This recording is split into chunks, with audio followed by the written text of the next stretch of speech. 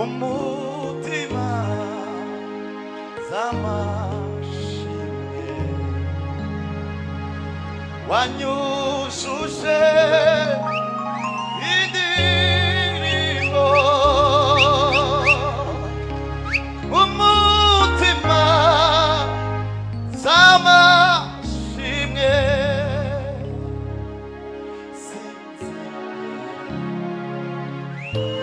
ibagirwa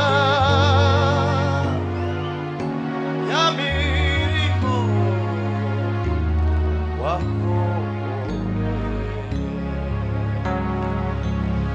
wanyujuje haleluya indirimbo umutima z'amashimwe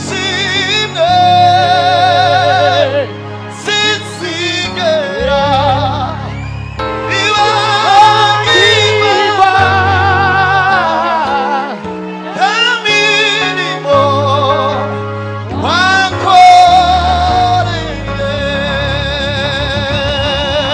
urakoze cyane.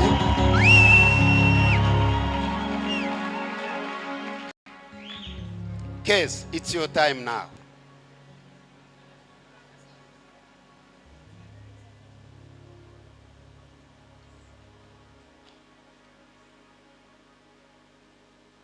jewe KEZA nyazamika kwambitse impeta nk'ikimenyetso cy'urukundo nagukunze wowe FREDDY nzagukunda nzakubaha nzagukundira inshuti n'umuryango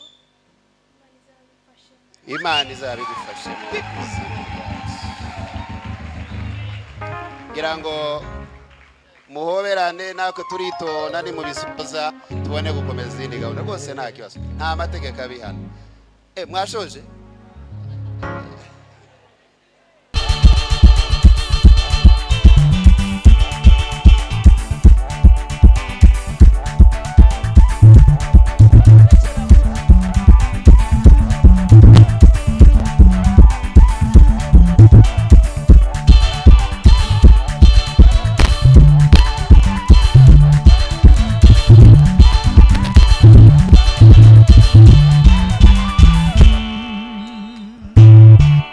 ngo bibe byiza umuntu uri kuri keyboard agende yicare.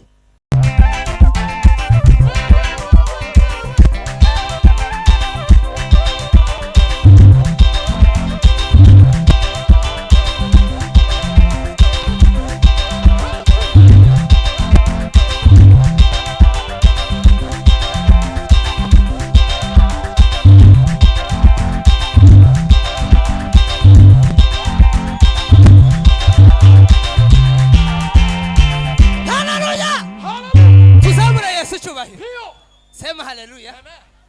Pastor agiye gukomeza. Ejo bundi nari muri biriya bice bya hari mu kubera amakwe za rebero. Duhura n'imodoka izi za eto okoro zigera nko muri zari zigera nko muri 70 cyangwa 80. Ndababaza ngese noneho ko mwagiye gukorera amaperime uyu munsi barambwira ngo bambaye mugenzi wabo wakoze ubukwe. Haleluya!